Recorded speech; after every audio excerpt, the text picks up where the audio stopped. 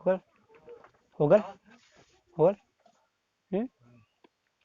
नमस्कार दोस्तों, स्वागत है आपका अपने YouTube चैनल पवन क्लासेस कमालपुर में। तो दोस्तों, आज हम जानेंगे मोहम्मद गौरी के बारे में। आज हम पढ़ेंगे मोहम्मद गौरी का इतिहास। देखिए, मोहम्मद गौरी के बारे में जानेंगे। देखिए, मोहम्मद गौरी गजनी पर कब शासन किया, मतलब कब गद्दी पर बैठा। तो ये गजनी पर बैठा था, देखिए 1173 ईस्वी में गद्दी पर बैठा। तो पहला क्वेश्चन क्या बनेगा कि मोहम्मद गौरी गद्दी पर कब बैठा, तो 1173 ईस्वी में। अब देखिए, भारत पर पहला आक्रमण कब किया था, तो भारत पर पहला आक्रमण करता है ये, भारत पर पहला आक्रमण, देखिए भारत पर पहला आक्रमण करता है 1175 ईस्वी में मुल्तान पे। कहाँ पे करता है, तो 1175 ईस्वी में मुल्तान पे पहला आक्रमण करता है। अब देखिए, फिर इसके बाद कहाँ पे आक्रमण करता है, तो दूसरा आक्रमण करता है भारत में 1178 में। 1178 ईस्वी में ये दूसरा आक्रमण करता है, किसके खिलाफ, तो गुजरात के खिलाफ। देखिए, गजनी का ये शासक बनता है 1173 ईस्वी में। इसके बाद भारत पर पहला आक्रमण करता है 1173 ईस्वी में, सॉरी 1175 में मुल्तान के खिलाफ। इसके बाद गुजरात पर 1178 ईस्वी में हमला करता है। लेकिन वहाँ के शासक, गुजरात का शासक भीमदिति से ये बुरी तरह से पराजित होता है। मोहम्मद गौरी भीमदिति से बुरी तरह से पराजित होता है और ये भारत में इसकी पहली हार थी। देखिए, भारत में इसकी पहली हार थी, भारत में इसकी पहली हार थी। तो भारत में पहली हार कब थी, 1178 में भीमदिति के खिलाफ। अब देखिए, ये जब हारने के बाद मध्य एशिया लौटता है, फिर वहां से लौटने के बाद जब ये भारत में घुसने का प्रयास करता है, तो सबसे पहले जीतना जरूरी था, जो पंजाब का लाहौर वाला क्षेत्र था उसको जीतना जरूरी था। देखिए, पंजाब के लाहौर, तो उस टाइम पंजाब के लाहौर में खुसरो मलिक शासन करता था, खुसरो मलिक।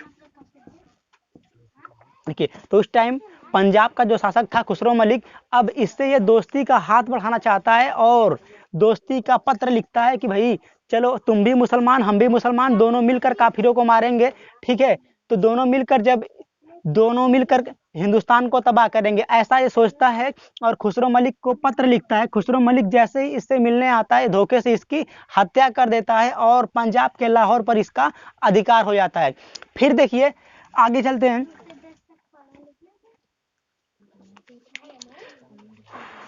देखिए आगे,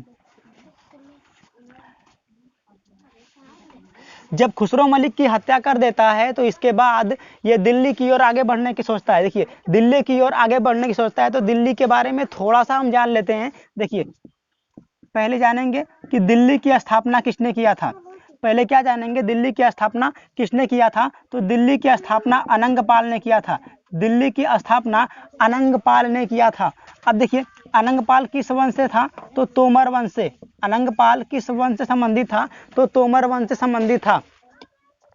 अब देखिए, अनंगपाल की दो बेटियां थी, कौन कौन सी, एक था गढ़वाल वंश, एक थे गढ़वाल वंश जो कि कन्नौज की थी, और दूसरा थी चौहान वंश जो कि अजमेर की थी।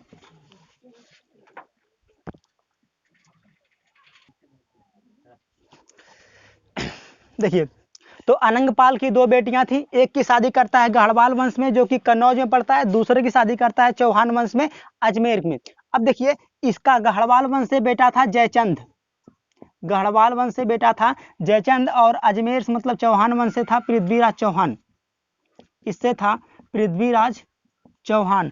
अब देखिए, क्या हुआ कि ये सामान्यतः दिल्ली दोनों को मिलनी चाहिए थी, लेकिन अनंगपाल पृथ्वीराज चौहान के वीरता से सम्मोहित हो जाते हैं और ये बोलते हैं कि जो सबसे ज्यादा वीर होगा उसी को दिल्ली का अधिकार मिलेगा, और पूरा अधिकार पृथ्वीराज चौहान को मिल जाता है। जिस बात से जयचंद को बहुत बड़ा दुख होता है और जयचंद चाहकर भी कुछ नहीं कर पाता है, क्योंकि पृथ्वीराज चौहान के पास साहस और शक्ति दोनों जयचंद से अधिक थी। अब देखिए, आगे क्या होता है। तभी मोहम्मद गौरी, देखिए तभी मोहम्मद गौरी और पृथ्वीराज चौहान, देखिए मोहम्मद गौरी और पृथ्वीराज चौहान के बीच भटिंडा को लेकर 1191 ईस्वी में युद्ध होता है। कौन सा, तराइन का प्रथम युद्ध। देखिए, किसको लेकर, भटिंडा, हरियाणा में एक स्थान पड़ता है उसका नाम है भटिंडा। इसको लेकर मोहम्मद गौरी और पृथ्वीराज चौहान के बीच तराइन का प्रथम युद्ध होता है। कौन सा युद्ध होता है? तो तराइन का प्रथम युद्ध होता है। तराइन का प्रथम युद्ध होता है। कब होता है? तो 1191 ईस्वी में। अब देखिए 1191 ईस्वी में जब भटिंडा के लिए पृथ्वीराज चौहान और मोहम्मद गौरी के बीच युद्ध होता है, तो उसमें पृथ्वीराज चौहान की विजय होती है। ये पृथ्वीराज चौहान की विजय होती है और पृथ्वीराज चौहान जीत जाता है, लेकिन मोहम्मद गौरी वहां से भागने में सफल होता है। अब देखिए क्या था कि ये जीत का जश्न मना रहा था, पृथ्वीराज चौहान जीत का जश्न मना रहा था, और ये हार का तो शौक था, लेकिन उतना नहीं, ये फिर से आने के लिए तैयारी कर रहा था मोहम्मद गौरी। अब देखिए अब क्या हुआ, जब ये पृथ्वीराज चौहान तराइन का प्रथम युद्ध जीत गया, उसके कुछ दिनों के बाद जयचंद की बेटी संयोगिता का स्वयंवर रचा जा रहा था। जयचंद की बेटी संयोगिता का स्वयंवर हो रहा था, स्वयंवर। अब देखिए उसमें क्या था कि देश विदेश से राजा महाराजा आए थे, लेकिन पृथ्वीराज चौहान को निमंत्रण नहीं दिया गया था, और ये बात पृथ्वीराज चौहान को बहुत बुरी लगी, और ये क्या करते हैं कि और वहां से जाते हैं स्वयंवर से और संयोगिता का अपहरण कर लेते हैं। कुछ जगहों पर यह भी मिलता है कि संयोगिता और पृथ्वीराज चौहान के बीच प्रेम संबंध था, इसके कारण भी ये संयोगिता का अपहरण करते हैं और वहां से लेके चले आते हैं उठाकर और विवाह कर लेते हैं। अब देखिए जयचंद, पहले तो जयचंद से राज्य छीना, इसके बाद इसकी बेटी छीनी। जाहिर सी बात है किसी भी व्यक्ति को गुस्सा आएगा ही, इसको भी गुस्सा आया, ये बहुत दुखी हुआ, और पर अकेले कुछ पृथ्वीराज चौहान का कर भी नहीं सकता था। तो क्या किया कि इसको पता चला मोहम्मद गौरी भी इसका दुश्मन है, मोहम्मद गौरी से भी युद्ध ये हार, मतलब मोहम्मद गौरी इससे युद्ध हार चुका है, और मोहम्मद गौरी भी भारत पर आक्रमण करने की सोच रहा है, दिल्ली पर आक्रमण करने की। तो क्या करता है, ये मोहम्मद गौरी को निमंत्रण भेजता है, मोहम्मद गौरी को निमंत्रण भेजता है कि आप आइए, इस पे आक्रमण करिए, हम आपकी पूरी सहायता करेंगे। अब देखिए तो क्या होता है, फिर से 1192 ईस्वी में, कब? 1192 ईस्वी में तराइन के मैदान में, तराइन के युद्ध में, तराइन का द्वितीय युद्ध, ये तराइन का दूसरा युद्ध होता है। कब होता है? 1192 ईस्वी में। किनके खिलाफ? तो पृथ्वीराज चौहान और मोहम्मद गौरी के खिलाफ, जिसमें कि मोहम्मद गौरी की विजय होती है, क्योंकि मोहम्मद गौरी पहली हार से सीख चुका था। अब देखिए क्या हुआ कि पृथ्वीराज चौहान पहले अपनी पैदल सेना को आगे करते थे, पहले अपनी हाथियों को आगे करते थे, पैदल सेना इनकी पीछे होती थी। और मोहम्मद गौरी ने क्या किया कि सबसे पहले अपने घुड़सवारों और तीरंदाजों को आगे किया और आदेश दिया कि आप हाथियों पे तीर चलाइए, ताकि हाथियां पागल होकर, जब हाथियों को लगातार तीर लगने लगे एक तरफ से, तो हाथियां पृथ्वीराज चौहान की सेना की तरफ मुड़ गई, जिससे कि आधी सेना तो पृथ्वीराज चौहान की हाथियों ने ही कुचल डाली, जिसके कारण कि पृथ्वीराज चौहान का ये हारने का ये मुख्य कारण था। अब देखिए जब 1192 में इनकी हार हो जाती है पृथ्वीराज चौहान की, तो ये इसी युद्ध के बाद इनकी हत्या भी कर दी जाती है। लेकिन एक चंद बरदाई जो पृथ्वीराज रासो लिखे हैं, उसमें कहा गया है कि ये पृथ्वीराज चौहान अंधे हो जाते हैं, फिर मारते हैं शब्द वेदी भाड़, लेकिन ऐसा कुछ नहीं है, ये काल्पनिक बातें हैं। जो इतिहास के मेन पॉइंट है वो क्या है कि इसी युद्ध के बाद इनकी मृत्यु कर दी जाती है, किनकी? पृथ्वीराज चौहान की हत्या कर दी जाती है। अब देखिए आगे, अब क्या हुआ कि जब 1192 में तराइन का द्वितीय युद्ध मोहम्मद गौरी जीत जाता है, तो जीतने के बाद ये क्या करता है कि उसी टाइम इसका जो भाई था गयासुद्दीन, वो क्या हुआ कि वो ख्वारिज्म के शासकों से युद्ध कर रहा था। किससे कर रहा था? तो ख्वारिज्म के शासकों से युद्ध कर रहा था, ख्वारिज्म के शासकों से मध्य एशिया में युद्ध कर रहा था। कहाँ पे? मध्य एशिया में। देखिए मध्य एशिया में ख्वारिज्म के शासकों से युद्ध कर रहा था, तो ये अपने भाई की सहायता के लिए चला आता है, जिस बात से जयचंद बहुत खुश होता है। जयचंद को ये लगता है कि जो हमारा काटा था पृथ्वीराज चौहान, वो हट गया, अब पूरा दिल्ली हमारे अधिकार में होगा। लेकिन ऐसा कुछ नहीं था, वो बस अपने भाई की सहायता करने के लिए गया था। ये मोहम्मद गौरी फिर से वापस लौट के आता है। कब लौटता है? तो 1194 ईस्वी में। कब लौटता है? 1194 ईस्वी में। कौन सा युद्ध होता है? तो युद्ध होता है इसका चंदावर का युद्ध। 1194 ईस्वी में ये वापस लौटता है और चंदावर का युद्ध होता है। किनके बीच? तो जयचंद और मोहम्मद गौरी के बीच, जयचंद और मोहम्मद गौरी के बीच, ठीक है, मोहम्मद गौरी के बीच। जिसमें मोहम्मद गौरी युद्ध जीत जाता है और इनकी जयचंद की हत्या कर दी जाती है। अब देखिए 1194 ईस्वी में जब ये चंदावर का युद्ध जीतता है तो फिर वहां से फिर अपने साम्राज्य गजनी वापस लौटता है और अपना सारा देखरेख बख्तियार खिलजी के हाथों में सौंप के जाता है। किसके हाथों में? तो बख्तियार खिलजी, देखिए बख्तियार खिलजी के हाथों में सौंप के जाता है। बख्तियार खिलजी, ये बख्तियार खिलजी कौन था? तो मोहम्मद गौरी का सेनापति था बख्तियार खिलजी, इसके हाथों में सौंप किया जाता है। और ये सेनापति था, बहुत टैलेंटेड व्यक्ति था। अब क्या करता है ये कि ये तुरंत बिहार पे आक्रमण करता है। कहाँ पे आक्रमण करता है? तो बिहार पे आक्रमण करता है। बख्तियार खिलजी बिहार पे आक्रमण करता है और बिहार को लूटता है। और उसके साथ साथ जो बिहार का था नालंदा विश्वविद्यालय, देखिए नालंदा विश्वविद्यालय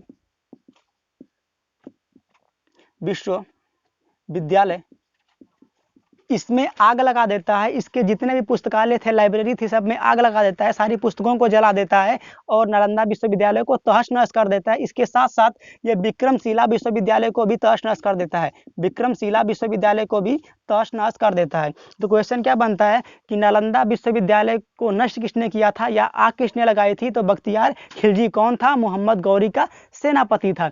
विक्रमशिला विश्वविद्यालय को तो इसी ने किया था। अब देखिए कि आगे क्या करता है ये आगे जाता है, बंगाल पे आक्रमण करता है, जो कि इतिहास की सबसे शर्मनाक घटना है। ये मात्र 18 लोगों को लेकर बंगाल पे अधिकार कर लेता है।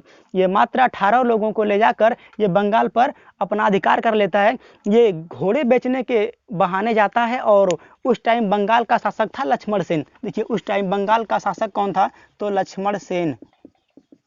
देखिए उस टाइम बंगाल का शासक था लक्ष्मण सेन। अब ये बंगाल में जाता है घोड़े बेचने के बहाने और जैसे ही दरबार में एंट्री करता है, 12 लोग अंदर जाते हैं और वो जितने भी दरबार में व्यक्ति मौजूद थे सबको मारना स्टार्ट करते हैं और आवाज लगाते हैं कि ये आ जाओ।